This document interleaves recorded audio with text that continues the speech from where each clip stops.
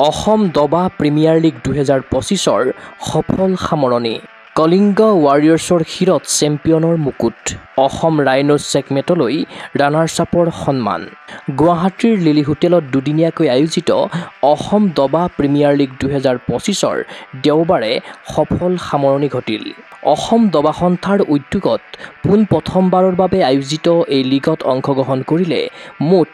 8টা franchise দলৰ মুঠ 56 গৰাকী দবাৰুৱে 5 লাখ প্ৰাইজ মানি সম্বলিত প্ৰতিযোগিতাখনৰ দেওবাৰে সন্ধিয়া অনুষ্ঠিত হ'ল ফাইনেলৰ মহাৰণ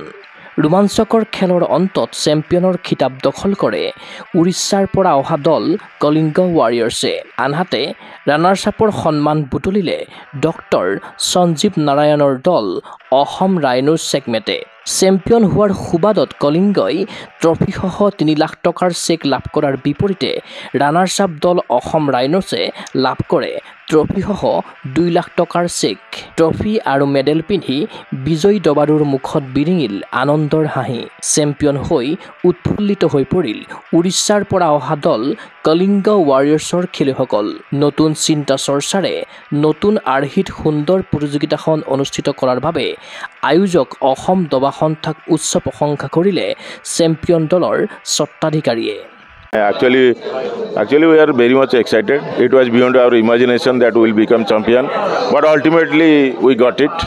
and we are very much happy. Our team is very much happy. Our organizers are very much happy. Assam Association is a very dynamic association. Government is supporting chess as well, so they are doing a lot of work. I have always were finding in different WhatsApp group and social medias. So I think their future is very bright, and so many emerging players are coming up. I think within 1-2 years, Assam will be one of the frontier state in our country. माहौल तो बहुत अच्छा है. Actually, you see the Assam Chess Premier League. It is one of its kind in India, and they have organized it very well. Everything was systematic, and we have enjoyed also. We have come from Odisha, so we have enjoyed. Initially, we lost the game, but then we did not see back, and ultimately we became the champion. This is actually a new concept, like cricket format. We are also observing, we are also watching. Chess in Odisha also we are going to shortly. We are going to start this system. This is one type of new concept.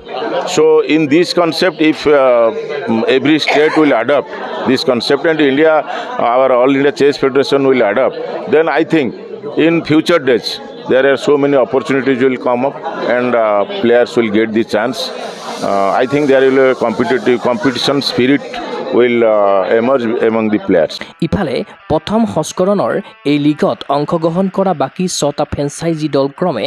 Savoy segment Ranchi capitals 91 years club BTR Warriors এডু half segment আৰু night মুভাৰকো এটাকৈ trophy প্ৰদানেৰে কৰিলে উৎসাহিত প্ৰতিযোগিতাখন সাফল্যমণ্ডিত কৰাৰ ক্ষেত্ৰত সহযোগিতা আগবঢ়োৱাৰ বাবে ফ্ৰেঞ্চাইজি দলৰ স্বত্বাধিকাৰীসকলক কৃতজ্ঞতা জনালে অসম দবা সন্থাৰ সম্পাদক ৰাজীৱ ধৰে আগন্তুক বৰ্ষত এই লীগ বৃহৎ আকাৰে আয়োজনৰ পৰিকল্পনাৰ কথা অৱগত কৰে তেওঁ প্ৰথমতে ধন্যবাদ জ্ঞাপন কৰিম আমাৰ সমূহ যিসকল টিম অনাৰ আছিল তেওঁলোকৰ কাৰণে আজি আমি সফল হ'ব পাৰিছোঁ তেওঁলোকৰ যেটো আগ্ৰহী খেলৰ প্ৰতি আজি অসমৰ মানুহবিলাকে আমাৰ উদ্যোগপতিবিলাকে যিদৰে আগবাঢ়ি আহিছে ডেফিনেটলি আমি এটো আশা কৰিছোঁ কেৱল মাত্ৰ দবা খেল নহয় দবাৰ বাহিৰেও আমাৰ খেলৰ জগতত আমি বহুত বিকাশ পাম আৰু আমাৰ মাননীয় মুখ্যমন্ত্ৰী মহোদয় এটা সপোন যে আমাৰ স্পৰ্টছ ষ্টেট হিচাপে আমি যাতে আমি চিনাক্ত কৰিব হ'ব পাৰোঁ হেতু কাৰণে তেওঁ যথেষ্ট চেষ্টা কৰি আছে আৰু সদু অসম দবা সংস্থাৰ তৰফৰ ফালৰ পৰা আমি এটা আমি প্ৰয়াস কৰিছোঁ আৰু এই প্ৰয়াসটোক মিডিয়াৰ মাধ্যমত মিডিয়াৰ বন্ধুসকলক মই ধন্যবাদ জ্ঞাপন কৰিছোঁ যে আপোনালোকে যিদৰে এইটো প্ৰচাৰ কৰিছে তাৰ বাহিৰে আমাৰ যিসকল হতাধিকাৰী আছিলে তেওঁলোকৰ যেটো তেওঁলোকে টিম লৈছে বিৰাট টাফ কম্পিটিশ্যন আছিলে ইমান এক্সাইটমেণ্ট আছিলে প্ৰতিটো মুহূৰ্তত আপোনালোকে যেনেকৈ আমি দেখিব পাইছোঁ আজি ছেমি ফাইনেল হৈছে প্লে অফ হৈছে ছেমি ফাইনেল হৈছে ফাইনেল হৈছে ফাইনেলত বিজয় প্ৰাপ্ত হৈছে উৰিষ্যাৰ পৰা এজন আহা দল কিন্তু লগতে প্ৰতিদ্বন্দ্বিতা কৰিছে অসমৰে আমাৰ ডক্টৰ সঞ্জীৱ নাৰায়ণ ডাঙৰীয়াৰ অসম ৰাইনো দলে আৰু ইয়াৰ পৰা যিসকল আমি খেলুৱৈৰ পৰা প্ৰতিক্ৰিয়াবিলাক পাইছোঁ খেলুৱৈসকলে যিসকল গ্ৰেণ্ড মাষ্টাৰৰ লগত তেওঁলোকে ফাইট কৰিবলৈ সুযোগ পাইছে মই আশাবাদী ভৱিষ্যত দিনত আমাৰ খেলুৱৈসকলে অসমৰ নাম কঢ়িয়াবলৈ সক্ষম হ'ব অসম ৰাইনো আমাৰ ৰানাৰ্ছ আপ হ'ল তেওঁলোকে ডক্টৰ সঞ্জীৱ নাৰায়ণ তেখেতৰ ইয়াৰ টীম হয় আৰু আমাৰ অ'নাৰ উইনিং টীম হ'ল আমাৰ উৰিষ্যাৰ পৰা অহা কালিংগা ৱাৰিয়াৰ্ছ তেওঁ অল উৰিষ্যা চেছ এছ'চিয়েশ্যনত তেওঁলোকে টীমটো লৈছিলে সকলোৰে যদি আশীৰ্বাদ থাকে আমি ভাবোঁ নেক্সট আমাৰ যিহেতু টাৰ্গেট আছে আমি প্ৰাইজ মানি আৰু ইনক্ৰিজ কৰিম এইখন খেলৰ আৰু আমি প্ৰিপাৰেশ্যনবিলাক এইবাৰ আমাৰ বহুত শ্বৰ্ট টাইমত হ'ল আমি বহুত বস্তু শিকিছোঁ এই লীগটো আয়োজন কৰি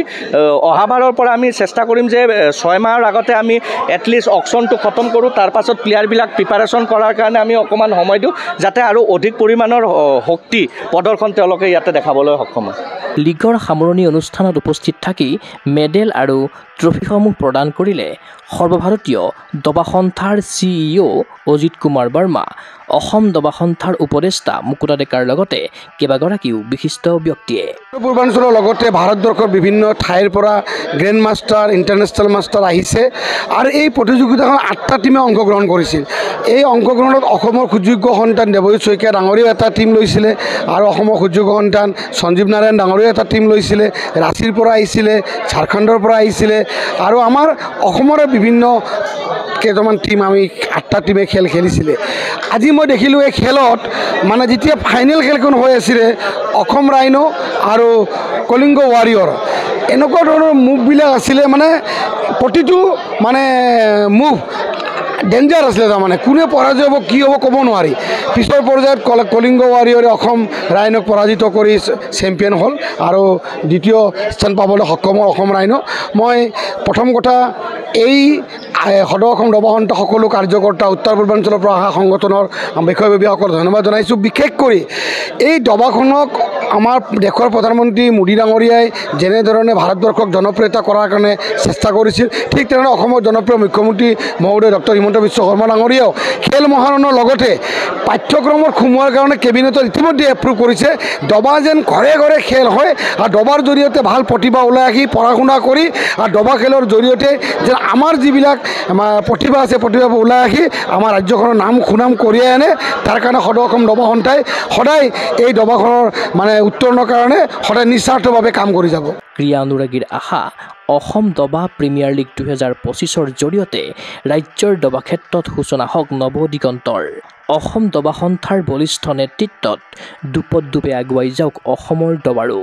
ভিডিঅ' জাৰ্নেলিষ্ট জবান ৰাভাৰ সহযোগত চিন্ময় বৰাৰ প্ৰতিবেদন Google sports any physical education বিষয়ত ডিগ্ৰী পাঠ্যক্ৰমৰ কাৰণে অসম তথা উত্তৰ পূৰ্বাঞ্চলৰ প্ৰথমখন শিক্ষানুষ্ঠান অভিৰুচি ইনষ্টিটিউট অৱ ফিজিকেল এডুকেশ্যন